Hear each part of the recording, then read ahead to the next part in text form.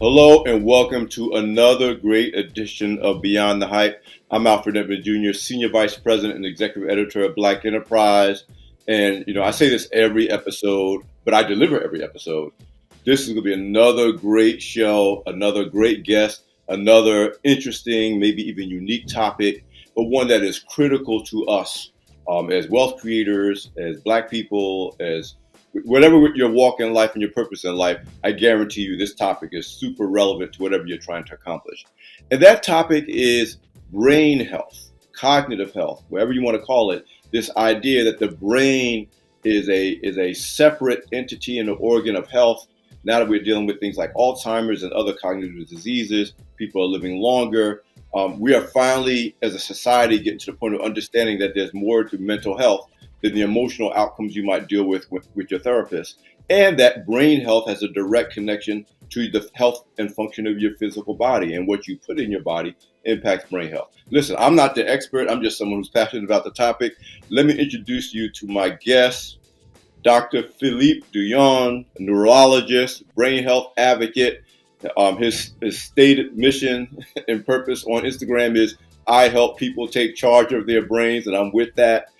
Just to give you a little background, I met Dr. Douyon for the first time because he attended our Black Men Excel Summit last year in Florida. He was introduced to me. I was like, oh man, I've been waiting to meet a brother like you because I've been passionate about this topic for a long time. He also graced our Black Enterprise Health is Wealth weekend event in Atlanta this past February, speaking on a panel on one of the health panels, particularly focused on his expertise on brain health and his connection to health and longevity in general. Great contributor there. But if you follow him on Instagram, or you follow him anywhere, but certainly on Instagram, this dude is very passionate about brain health in general, but also this he's in I call it a crusade against the minimalist uh, philosophy of alcohol consumption. Like most people will generally say, overindulgence of alcohol is not good for you. Most people will say generally alcohol is not good for you, but most of us have been taught, oh, but a little bit is okay and may even be good for you. So I'm not going to, get ahead of you in terms of that conversation, but I think it's an important conversation. Speaking as someone who drinks so little that most people think I don't drink. But it was not fair to say I never drink. I just drink so little because people never see me do it, and I drink very small quantities. But listen, let me stop telling you your story and let you tell your story. First of all, tell me a little bit about your journey, how you became a neurologist, what led you to that path, to medicine in general, to neurology in particular, and to what you're doing now. Yeah, so thank you so much. So, my path starts when I was a kid, and I had a grandmother who developed Alzheimer's disease or who was diagnosed with Alzheimer's disease. And she was the matriarch of our family. So when you see TV shows like Soul Food and the family gets together on Sunday nights, that was us, except we used to do it on Saturday nights. And when she was diagnosed with Alzheimer's disease, all of that came to an end. And I watched her become a fragment, a shell of the person that she used to be. And I saw how not only it impacted her, but it impacted my family. And then I also had a cousin who had epilepsy, who had seizures growing up. And so those two things were sort of my first taste of what it means if you've got something neurological going on and how devastating it can be. But when the brain works the way that it's supposed to, it's also an incredibly beautiful and powerful thing. Right? So that was how my journey in neurology started. And then when I was 18 years old, a freshman in college, a college scholarship athlete, I was diagnosed with kidney failure. So I went through college in kidney failure. I went through medical school in kidney failure. I was blessed that I had my first kidney transplant 8 days after I graduated medical school, with my father being my donor. Right. And my dad to this day is doing very, very well.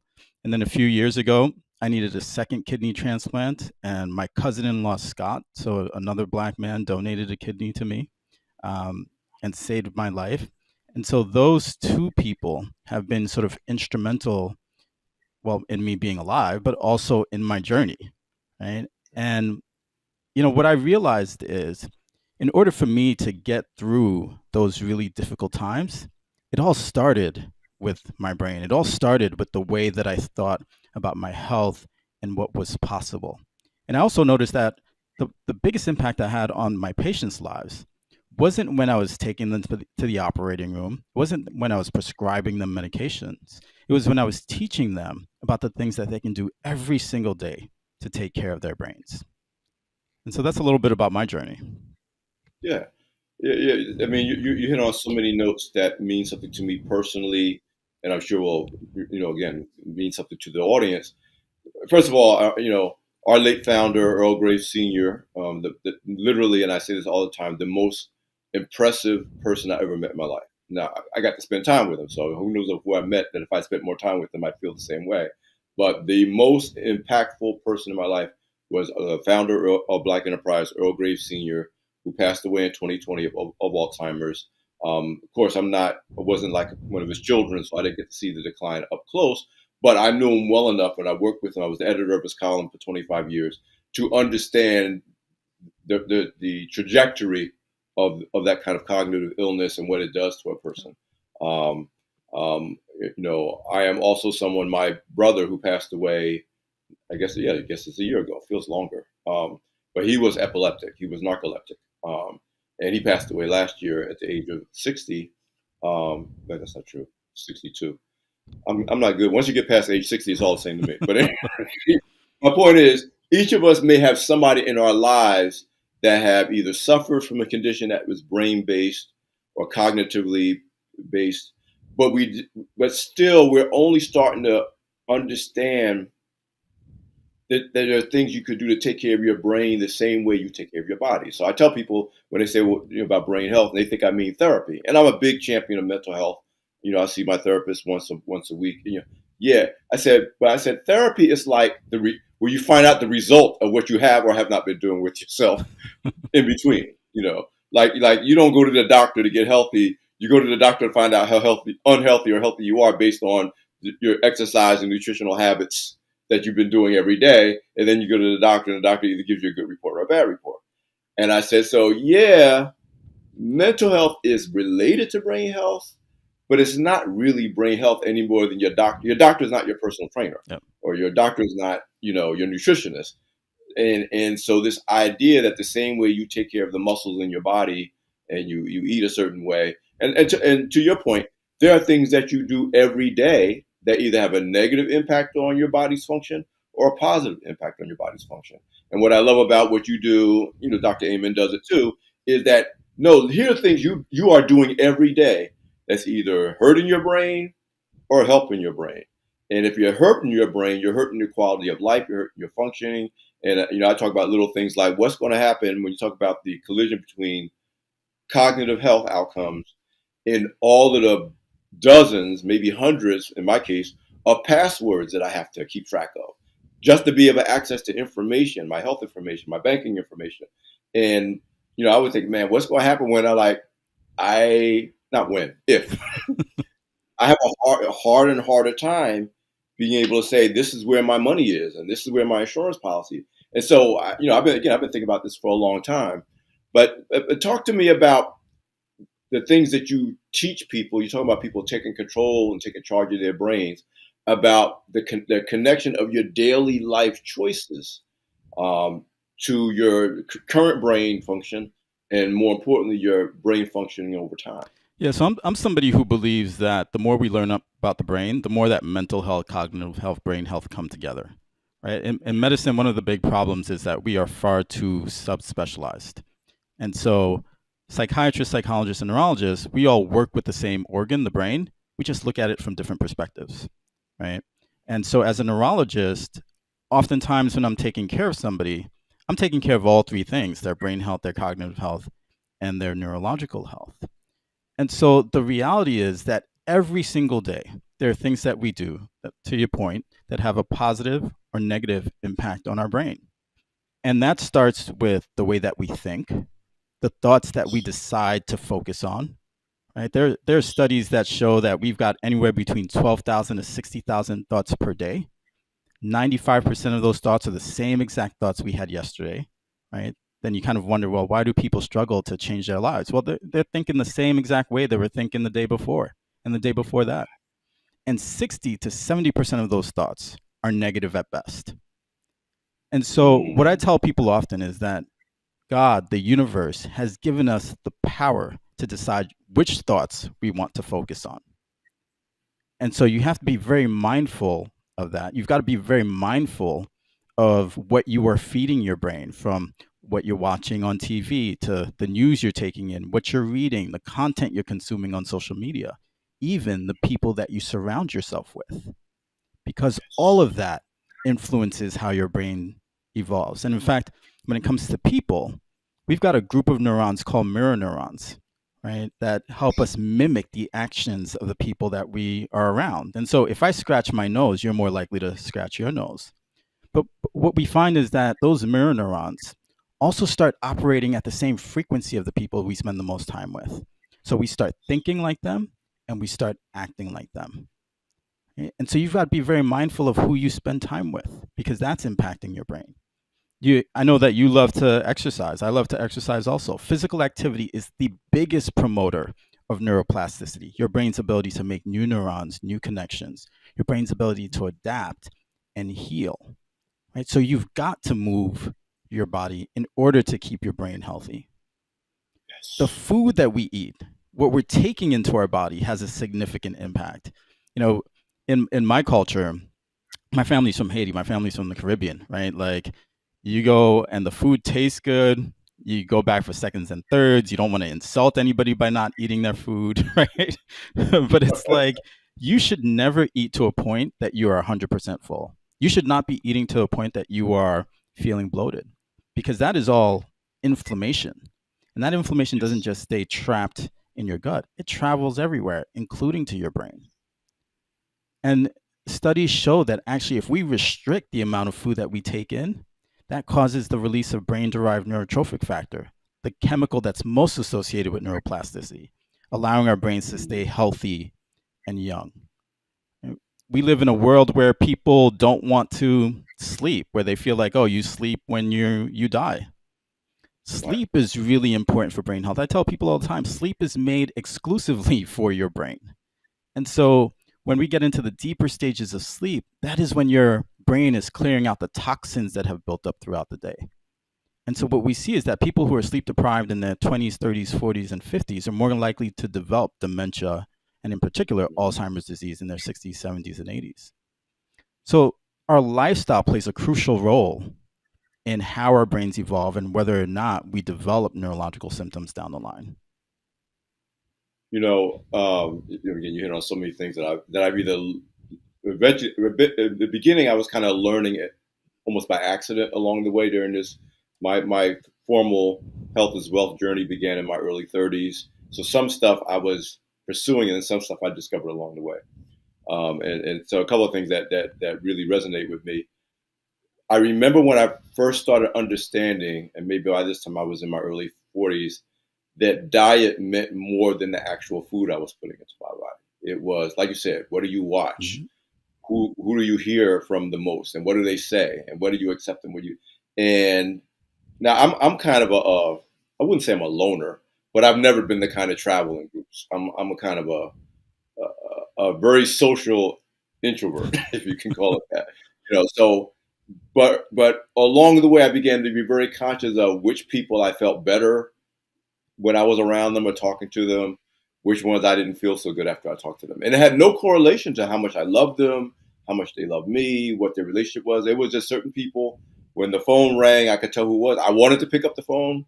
And there were other people who was like, maybe I should let this go to voicemail. And it wasn't about how I felt about the person. It was about how I felt as a result of encountering that person. And that eventually evolved into me recognizing my own patterns of anxiety. And like I said, learning to take control of my thoughts. I'm an early morning anxious person. I wake up anxious. And I've had to learn to choose what my thoughts are upon opening my eyes in the morning, because that would set the course of my day. If I just let my mind do whatever it wanted to do, I would wake up thinking I was going to have a bad day, and of course, it would be a bad day. But this whole idea that everything you take in is a diet, it's what you watch. I don't watch television in part because I got more important things to do. But now I'm realizing the benefit of not watching certain things, even news. As a journalist, I have a very limited window of time that I'm going to, expose myself to murder and mayhem every day. You know, But this whole idea that what we take into ourselves, whether it's through our mouths, through our noses in terms of what we breathe, through our ears in terms of what we listen to, through our eyes in terms of what we watch, all of that constitutes a quote unquote diet. And all of that impacts brain health. I mean, it impacts physical health too, but it impacts brain health. And that's why I think the work that you're doing, particularly on social media, and I know you best from Instagram, is important because of this idea that you're providing daily, multiple times daily because of social information about what we could be doing on a daily basis before we ever meet a neurologist in real life, for legitimate medical reasons. This idea of that things that we should be doing and can be doing that don't really cost you anything. In fact, in many ways you can save money. It's just a matter of you making different choices that's going to get you better outcomes. We talked a little bit even before we got on the air about the degree to which Black people from our communities, you're from a Caribbean, Haitian background. I'm from basically a Southern African American background, even though I was raised in New Jersey. Of even being able to have this conversation around brain health, that you got to protect and exercise and train your brain in the same way you do any other part of your body. What has been your experience as you've been advancing this idea, particularly among African Americans and other Black Americans? Yeah, I think there's a lot of resistance, especially amongst Black Americans when it comes to changing the way that we think about our lives and what we're capable of, and doing the things uh, that we should be doing every day to take care of our physical health and our brain health. And I think that we've been so brainwashed into certain things in society, right? I tell people all the time, from the moment we're born, our thoughts are so powerful that people are fighting to control the way that we are thinking. First, it's our parents, then it might be siblings, it becomes school, society at large, uh, colleagues as we get older. And so to undo a lot of that brainwashing actually requires work. It requires accountability for every aspect of our lives. But in order to evolve into the people that we are truly meant to be, in order for us to create these amazing lives for ourselves, we do have to do that work, and we do have to take responsibility, and we do have to push back when it comes to doing things that are a poison to our own being, right? Well, I want to jump on a particular area that I did a couple of posts on social media last week. That was part of my journey of revelation. You talk about what we're conditioned to believe about the way we should live versus what's healthiest for us. And I don't want to go back to your point about sleep and sleep deprivation.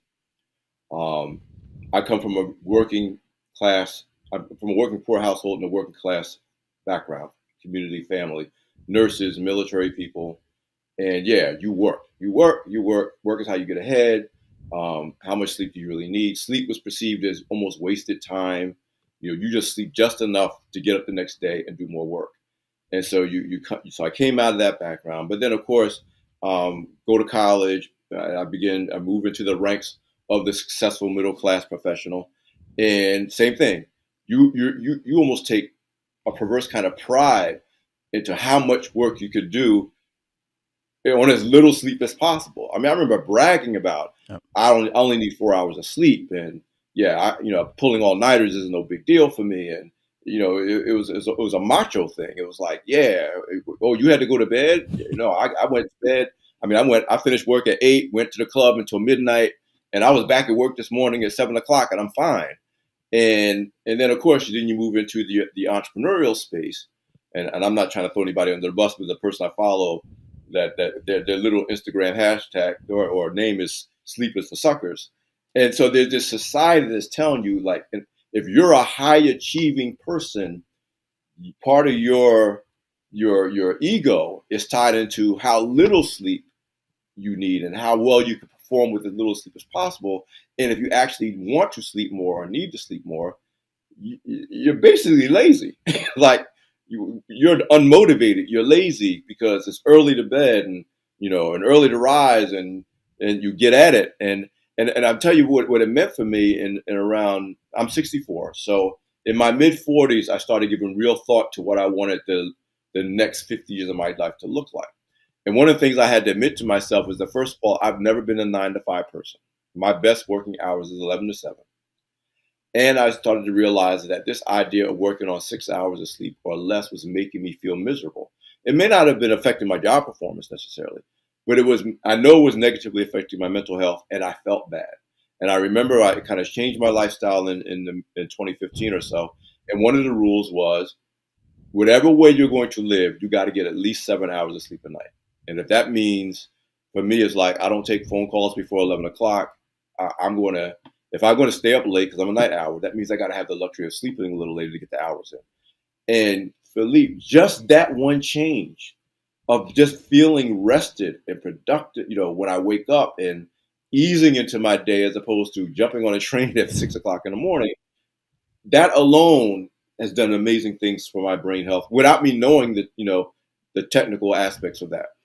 Yeah, so So how do you fight in a society that basically tells you you're a lazy, unmotivated person if you actually want to get 7 to 8 hours of sleep every night? yeah, so I think I follow that same person. The sleep is for suckers, and in healthcare as a doctor, I mean, we work all types of hours, right? And so doctors and nurses tend to be sleep deprived. And if you're not sleeping, you are slowly killing yourself. And it's not like a slow process that you're not going to feel. It's going to be a slow, debilitating process. And not sleeping will impact every aspect of your life. And when I'm taking care of men specifically, I've found that there's two places that you need to hit men to get men to take better care of themselves. It's in their wallets and in their pants, right? If you are sleep deprived, there's no little blue pill that's going to help you get an erection. It has that kind of impact on your testosterone levels and your libido. It is a risk factor for cardiovascular disease. It's a risk factor for strokes. It's a risk factor for dementia. And so, I think it's really about communicating to people effectively the impact that the choices that they're making are having on their lives today, but also potentially on their lives in the future. It's communicating that, look, your family is now going to bear the responsibility of taking care of you when your brain and body are broken. Is that truly what you want? And unfortunately, people will make whatever decisions, that they feel that might be best for themselves. But if they know that there are potential consequences to those decisions, I feel like that's the best that you can do for them. It's like, look, you can make this decision, but here are the consequences. And in this healthcare system where everything's a band-aid approach, they try to give you a pill for everything. I'm going to tell you right now, there are certain pills that do not work at all. Yeah. Like the risk far outweigh any potential benefits, and they market that thing on TV like it's gold. And the good to the other thing, that's my big motivation around my health that over these last 30 years of going forward is it doesn't work, but it's still going to cost you. Like it's not like it doesn't work, but it's free. Right. It doesn't work, and the costs are going up and up and up despite quote unquote reforms. And so a big part of my motivation, even today, and certainly as I get older, is two things. One, I'm into bodybuilding. I'm into natural bodybuilder, and but I didn't really get a coach to work with me until my longtime mentor, Yanni Schomburger, who was a former Mr. Universe, and he's amazing. He's in his 70s. And he's amazing. And when he started training, he started asking me, "How much sleep are you getting?" And I'm like, I'm doing six. And he's like, "Listen, dude, you're not serious about building muscle if you're not getting no Yeah. sleep. Like you said, there's no high protein diet. There's no training regimen that's going to take the place of your body having a chance to repair itself. He said rest and recovery is a thing. Hmm. And this world telling you that you don't need to rest and you don't need to sleep, they're lying to you and you're paying a price for it. I mean, Philippe, I remember the first time he made me take 6 weeks off after after a competition season and told me I couldn't go to the gym for 6 weeks. And I'm like addicted to it. He's like, nah, you don't understand. If you want the long-term results that you want, you got to be willing to stop and pump the brakes and rest and recover and sleep in the short term. Mm. And of course, I'm applying that to my sport of bodybuilding. But he said, no, that's life. Yep. That if you want the long game, and you're talking about living to 104, which is my personal robust life goal. Like, do you want to live to 104 or do you want to live to 104? And sleep and rest is critical for that. But the other thing that you touched on is this idea that life, if you're tying it to the cost of healthcare, is going to get more and more and more expensive. The longer you can go without needing prescription drugs or medical treatments or hospitalization, not that it's not there for a reason. Yes, it's often life-saving resources, but the longer you can go, the lower your quality, the lower the cost of living stays. Yep. And so I'm on this mission, like how long can I go without having to take on, beyond my normal health insurance, additional expense of staying alive that's eating into my capacity to earn so I can spend to enjoy my life, not spend just to stay alive. And the current healthcare system is designed basically, we will keep you alive. That's what it's for. Yep. It's not going to necessarily help you live better. It's not going to help you live. It's just like, we will keep you from dying if that's what you're trying to do. And I mean, that's not a bad thing, but it's not enough when you talk about people living longer and life becoming more expensive, particularly for Black people and other people of color for whom life is already more expensive. Yeah, and I think you're talking about lifespan versus health span. And you're right. In healthcare, Yes. we will keep you alive no matter what it takes. We'll keep you on machines. We'll put you on 20 different medications. It does not mean that you have a functional quality of life. Health Right. span Right. refers to, well, what is your quality of life? And that's what we need to be focused on. Because if you are disabled, if you have had a series of strokes, if you have dementia, then are you truly living? All we're Mm, doing is keeping you alive. And I see this happen in the hospital time and time again. And sometimes, even with families, they're fighting for their relatives to be kept alive. But you're like, they have no quality of life. This person is a vegetable. This person is going to be in a coma forever. And so we need to start making decisions that are about our quality of life. And that starts, when we're in our 20s, 30s, 40s, 50s, and 60s. I mean, we're seeing kids today with heart disease, right? So we've got to start mm. making better decisions as early as possible so that way we increase our health span. Okay. So now we're going to go into the area I know people ain't trying to hear you. Or they're hearing you and they're like, he's right. But I was talking about with health as well. When we start talking about this topic on stage, and everybody in the audience, nobody can say you were wrong. They were like, he's right. But you mean I can't go get a drink after this? And so I know sometimes you must feel like, again, the prophet crying in the wilderness, and everybody knows you're right, but nobody wants to hear it. And I'm someone, again, I drink so little, and I don't want to make it sound like I did it because of some major health thing. I decided I've only been truly, like, outrageously drunk once in my life, and it was such a traumatic experience for me, that I remember the day and the year. It was November 22nd, 1982. And I remember because it was so out of character for me. And it wasn't that I didn't drink in college, but I never really overindulged. But that night, I overindulged. And also, I know now I can look back and realize I overindulged. You can talk about the connection between mental health and emotional health. I was using it to, I hate using the word self medicate. Well, I'll use as a coping mechanism for some things that were going on for me as a college student that I wasn't happy about. And that night, and again, the trauma wasn't the risk to myself. That night, I drove four of my best friends home to three different campuses. I have no idea how we got it. You know what I'm saying? I literally put all of our lives at risk. And then I was sick for 3 days. And then I was like, nah, this alcohol, I don't know what everybody else is doing. This is not the life for me. yeah, To this day, I can't stand the smell of beer as a result, number one. But so now, again, I don't want to make it sound like since then I've never touched, I've done the champagne toast and I'll have a sip of a drink here occasionally. But what I love about what you're doing, again, most people would generally accept that alcohol is not good for you in certain quantities. But the truth is, and I second what you're saying, is that there's literally no amount of alcohol that could be described as good for you. Like, there may be some minimal amount that, yes, your body will have time to recover from it to some degree. Like my doctor will always, I told my doctor, it's true. I may have alcohol once every 6 months, half a drink. You know, It- it- that's probably in the long term not going to have a significantly negative effect. But you could tell me if I'm kidding myself too. But the truth is, we live in a society that says too much is bad, but we have a wide margin of what we mean by too much. That's right. And of course, we live in an economy where alcohol is a big part of the economy. The buying and selling of alcohol supports not only that industry, but the restaurant industry.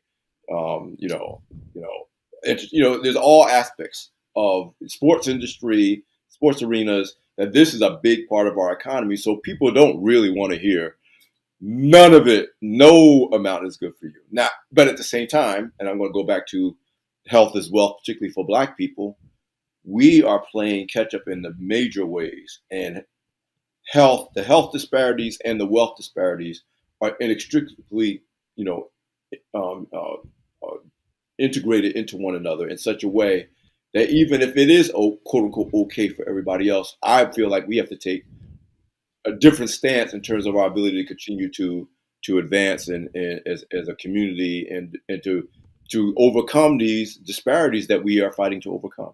So that's my take. But talk to me about what it means for you to decide that you're going to make this a big part of what you do, despite it's not being necessarily a welcome message, and you are really seriously faithful about it. I mean, there's a lot of reasons, social and other pressures, for you to kind of pump the brakes, and you don't. So just talk to me about why you're so serious about that. Yeah, I mean, so I'm somebody who saw the negative impact of alcohol in people that I'm related to. And then as a doctor, every single day, without fail, right, and I'm just one doctor, I'm just one neurologist, I see at least 3 to 4 people who are in the emergency room during my shift related to alcohol, whether it's because of strokes, dementia, seizures, accidents, all related to alcohol. There is no And I don't want to skip past how often alcohol is associated with some kind of violent act, right. whether it's stabbings, shootings, date rape, sexual. It's like it's very rare that something like that happens, and everybody involved was stone cold sober. Right. You're absolutely right about that, and that's something I tell people all the time.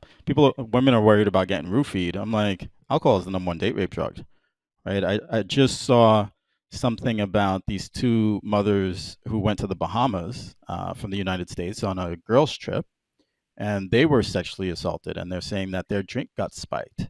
Well, why is it that people are spiking alcohol and not water, right? Because the damage is already done with the alcohol. The damage is already done because you've taken alcohol in. Maybe you need a little push. They can do that little push by giving you an extra drink or maybe slipping something in, but it's already done. And there is no amount of alcohol that is healthy for any of us. This idea that they sold us on, that a glass of wine per day is good for our hearts, is absolute nonsense. I say all the time that alcohol is the greatest marketing strategy there is. It is the greatest level of brainwashing there is. It is, here, take this poison, take this thing that's poisonous to your brain and your body to celebrate when you're feeling down, when you feel like you need an escape, when, work has been stressful. End your night with this. And all we're doing is poisoning ourselves. And the moment, And the interesting thing is the one thing that's prescribed, if you yep, will, no matter your economic background, no matter like you just drink something different. Maybe if you're poor, you drink, one thing, but if you're rich, you have a martini at the end of the yeah, day. But there's no part of the background, age, demographic, race, economics that there's not an equivalent alcoholic response or alcohol response that's prescribed for that particular demographic, right. which makes it why it's so well marketed and so profitable, because there's literally no market that, I mean, of course there are laws against marketing to minors, but we also know the brands that are most likely to be consumed by minors or those who are minor adjacent. So you're right. It's actually pretty incredible. And then of course I'm someone now. This is not a huge part of Black Enterprise's business as a business media platform, but we know media companies rely a lot, whether it's digital, print, television, whatever it is. We rely a lot on advertising and marketing of alcohol. So again, this is not only are people quote unquote addicted to it as a society, but our economy Yep. is quite dependent on it. Now you can say the same thing for cigarettes. Up until more recent decades, I just wonder what it means, and I admire what you're doing to to take on this crusade in that kind of environment. Yep. And I think, I will say part of it is a little selfish because as a doctor, and I know this is true for other doctors and nurses, sick and tired of having to stop what we're doing when we're taking care of somebody, let's say, who's got, who's come in with a stroke or who's come in with cancer or something really serious in the moment. And we have to stop what we're doing to now focus on somebody who's coming in for alcohol, right? And alcohol is something that you are doing to yourself. Now, you've been brainwashed, and to your point, the marketing is sort of ubiquitous and but looks a little different depending on the community. So in our black and brown communities, we have liquor stores. In the suburbs, you have Yes, wine and spirits, but it's all the same, yes, right? But it's exactly. all the same. And it has both short-term consequences as well as long-term consequences. And it impacts every aspect of our being. And so, did you know that even let's say women who at some point want to get pregnant, maybe they don't even want to get pregnant this year, but they go out and they consume alcohol, it decreases the quality of their eggs, making it I tougher remember that. for them to be able to have a healthy pregnancy down the line. The same Mm, way for men. If you are drinking alcohol around the time that you conceive, you have decreased the quality of your sperm, leading to mutations within that sperm that then get passed off to your child, increasing the risk of congenital heart defects, increasing facial abnormalities, leading to autism. So we're talking about things that have a huge impact on us individually as well as our families and lead to things like strokes, seizures, and dementia. It's one of the leading causes of dementia, alcohol use. mm. Again, uh, that's enough. I won't say I'm fearful. No, I will say I'm fearful.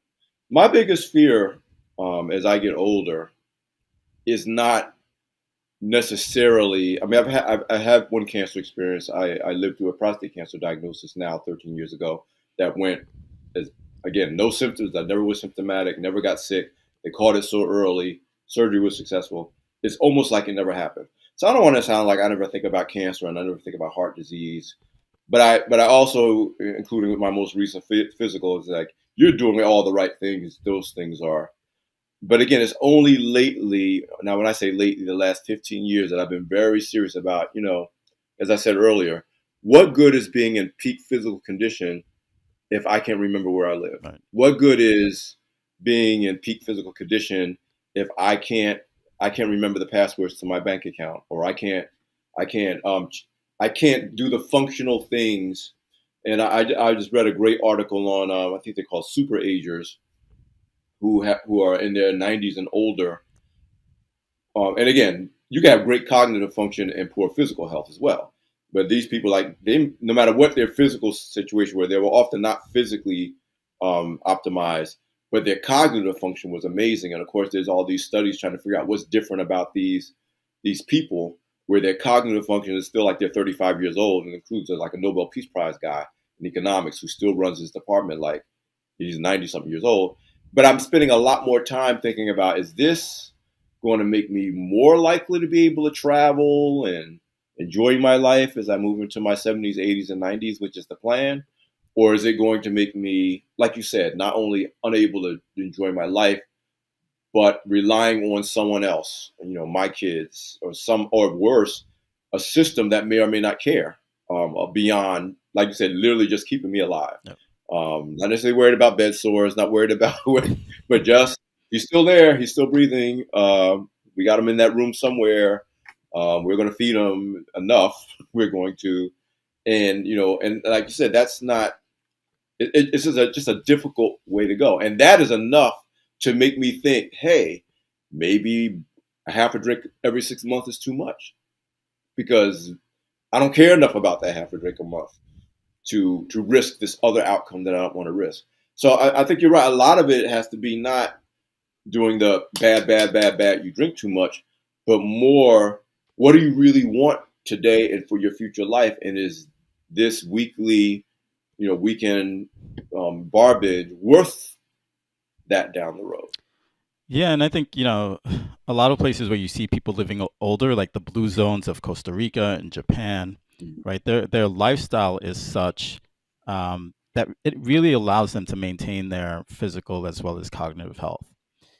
And one of the pushbacks that I get when it comes to things like alcohol is like, well, they tell you, if you drink in moderation, do you do anything in moderation? It's okay.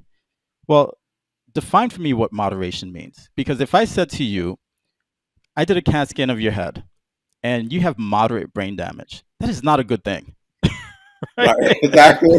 You would not feel good about that. And I'd be like, oh crap, like I have to tell this person Yeah, bad news, right?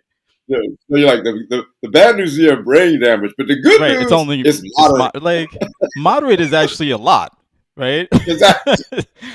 And so we need to stop giving ourselves these messages that don't even make sense, that go against our own well being. Yeah.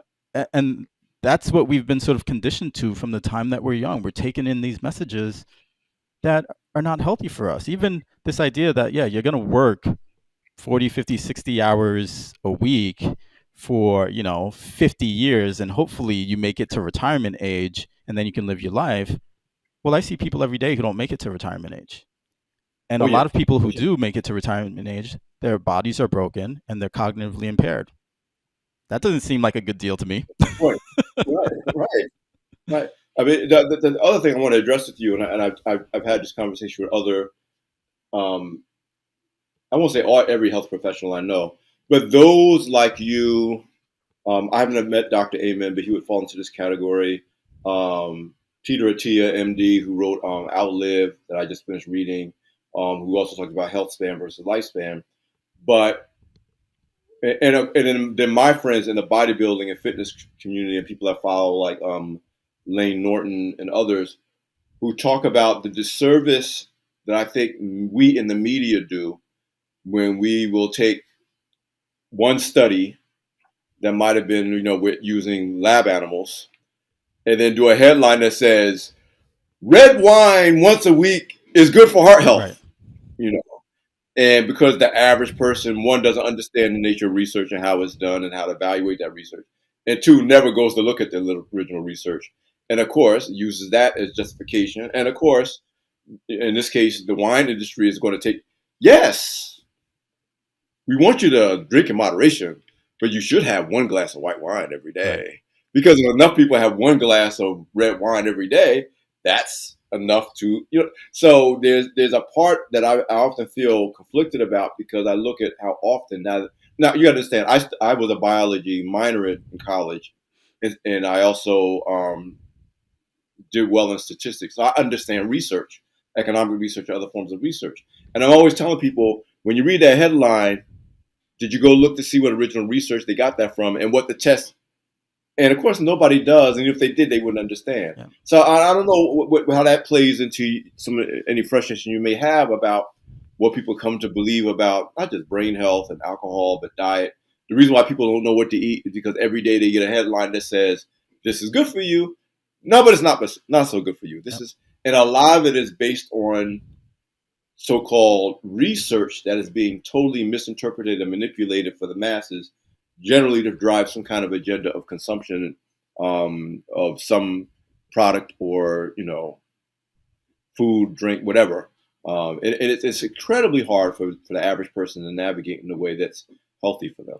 I mean, I don't know if you have any answer for what we do about that, other than to just try to get better information out there and educate people. Yeah, so as somebody who's been a principal investigator on a bunch of studies, I've been a sub investigator of a bunch of studies, I would say this. First of all, you need to look to see who paid for that research. Most of the times, it's the companies that are invested in you or invested in that particular product, so that way you buy that product. Right? So the same way, it's the pharmaceutical companies that drive the research on those particular prescription drugs. A lot of times those pills will actually fail to meet whatever their end goals were and they'll still sort of rework and manipulate the numbers so that way they can get passed through or they can be used for something else. And so you've got to realize that research is often manipulated, research serves an agenda, and you have to be doing things that you just know are going to be very healthy for you, right? Drinking water is far better than drinking soda. Like, you should not drink soda. Right? There's no, I think if they came out with a study that said, drink a bottle of soda today and you're fine, like, no, that's not healthy for you. Alcohol is not healthy for you. One of the big things I have an issue with right now is you see all these commercials for like prep, right? For that pill that you can take so to minimize your risk of getting HIV/AIDS. Yeah, yeah, Yeah. yeah, yeah, yeah, yeah. And so initially the marketing strategy was around gay men, because men in general tend to be very promiscuous. Women tend to sort of be the rate limiting step, but you get gay men, so they're having a lot of sort of indiscriminate sex. And so you push this now medication, which is basically an old HIV drug that they were like, listen, we still need to make some billions off of this. How can we rework this? And they push this medication where it's like, okay, now if you take this medication, it's going to minimize your chances of getting HIV/AIDS. Instead of saying to you, listen, you've got to start acting in ways that minimize your risk. You've got to either use protection or stop sleeping around with everybody, right?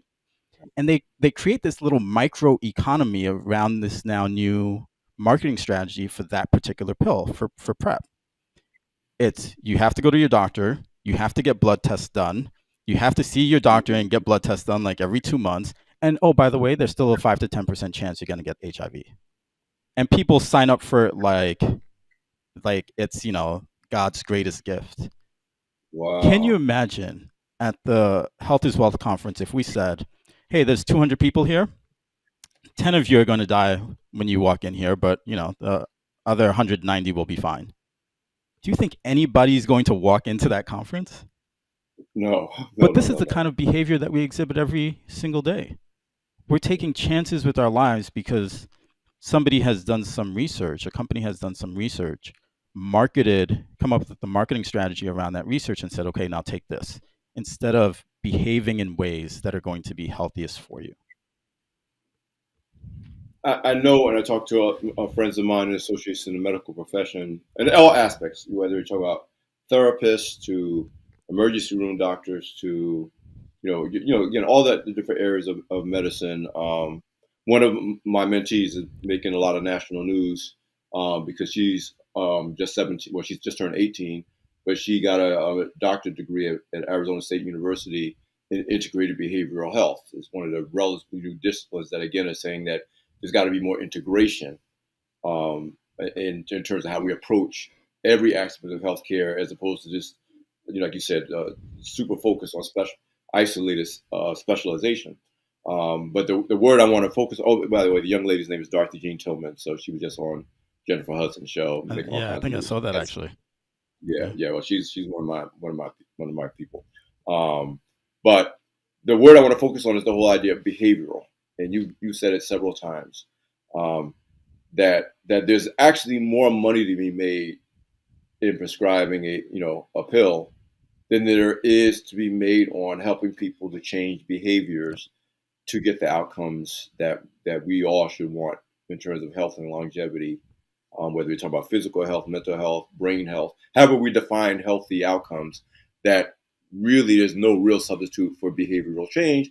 But I do also can empathize with those who say, like I know doctors that's like, yeah, I tell my patients, because I think doctors get a lot of unfair blame. They're like, everybody thinks it's us. But if I tell my patient, listen, you need to cut that back on this, do more exercise, and then a year later you come back and you haven't done it, you force me into a corner where either I'm going to just let you get sicker or I'm going to prescribe you something. Yep. Because getting you to change your behavior, which ultimately is not the responsibility of a third party, is your responsibility. I know many people in the medical profession that just said, listen, I told them what they need to do to avoid getting on this blood pressure medication. I told them what they needed to do so I wouldn't have to prescribe them that. But year and year after year, they say they're going to do it, they don't do it, and then I have a choice. I could just let them get sick and die, which I'm not going to do as their doctor, or I'm going to prescribe them something. So, talk to me as someone who's in that profession. Like you said, yeah, and I know the behavioral changes that will get us the outcomes that we want. But what is how do you deal with the challenge of how difficult it is to get people to change behaviors, especially in an environment that reinforces and almost rewards you for bad behavior? Yeah, so I don't think people realize that they actually put their healthcare providers between a rock and a hard place. So like, a lot of times when I'm seeing somebody, and let's say I'm seeing them to be evaluated for a stroke, one decision that I need to make is whether they would benefit from a particular drug to help potentially break up the clot that's causing the stroke. But the studies show that that medication is not going to help you today. Maybe 3 months from now, you do a little bit better. But the caveat is this: it has a 6 to 7% chance of causing a catastrophic bleed. That catastrophic bleed can occur in your brain, it can occur anywhere. I've seen people bleed out through their skin where all of us providers are like trying to compress their skin. I've seen people bleed in their brains where you're like, oh my God, this is their life ending event as a result of this drug. But when you are not taking care of yourself and now you present, in a certain way where you are basically a disaster, a medical disaster, and we have to make choices in terms of, okay, do we give you this thing, which some people would say is standard of care, even though you may not react well to it, this could kill you, or do we not do anything, potentially, let this play out, but now you're going to be upset, you're going to say that we're, I don't know, potentially biased, that we don't like you, that it's because you don't have insurance, like whatever you're going to say, right? And we open up ourselves up to lawsuits. And so, for me, it goes back to really kind of hitting people where you feel like it's really important to them and having sort of honest conversations. And I've literally had conversations with men where I'm like, hey, this is the third time you've come into the ER with a motorcycle accident. You see that beautiful wife of yours that's 35? The next time when you kill yourself, she's going to move on. She's not going to be sleeping with you. It's going to be the next guy. And the next guy is going to be taking care of your daughter. Is that what you want? Right? Or I've had conversations with women like, you've been telling me that you want to have children. Well, the reason that you cannot have children is because you're not taking care of yourself. Your body will not essentially endorse a pregnancy if you are not healthy, if you are morbidly obese, if you're drinking alcohol, right? And so you have to be willing to have these open and honest conversations. But a lot of times, I've encountered where doctors don't want to because patients can go online and write a review, right? So I remember I inherited a patient that a doctor was giving over 400 pills of oxycodone per month to.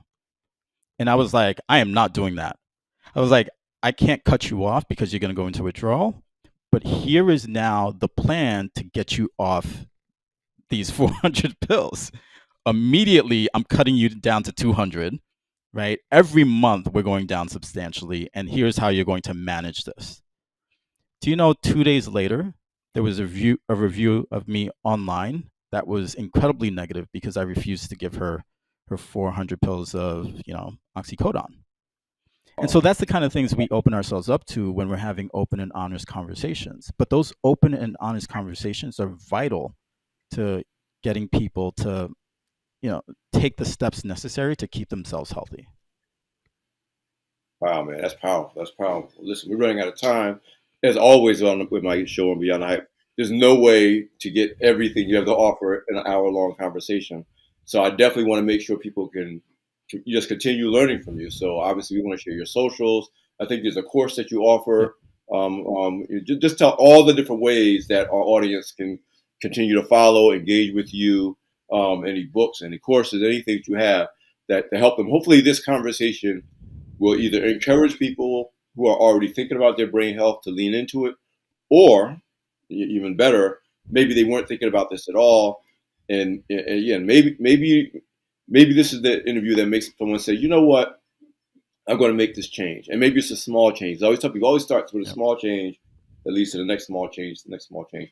But I know because of, again, I follow you, and now I can legitimately say I'm a fan. that what you have to offer is so critically needed by people in general in our community in particular. So what should people do if they want to continue to stay in touch with you and follow what you're doing? Yeah, so they can go to my website, inlebrainfitinstitute.com, INLE brainfitinstitute.com. There they'll find my books, my online course called Take Charge of Your Brain, where I teach people about brain health, but also I teach them how to overcome their limiting beliefs so that they can create the health, the businesses, and lives they want for themselves. Yeah, I've got my book, Neuroplasticity, Your Brain Superpower, my ebook, Change Your Brain, Change Your Life, and I've got a children's illustrated series called Neuri the Neuron. Um, so yeah, so if they go to that website, they can certainly find all of that, but they can follow me on Instagram. My handle is philippe.md, and I'm on LinkedIn, Facebook, TikTok, so they can find me on all social platforms. And guys, again, Dr. Philippe, and I got to thank you because it was like a last minute. I need you in Atlanta. Come down to speak at the Black Enterprise Health and Wealth weekend in Atlanta. But I'm definitely going to be looking to loop you into other Black Enterprise events. We're doing Black Enterprise Health and Wealth again later this year in New York. So that's that'll be awesome. Home base. Look for a call from me. So yeah, you if anytime you can get an audience with Dr. Douyon, you guys, his books, his courses, or if he's speaking someplace, you want to check him out.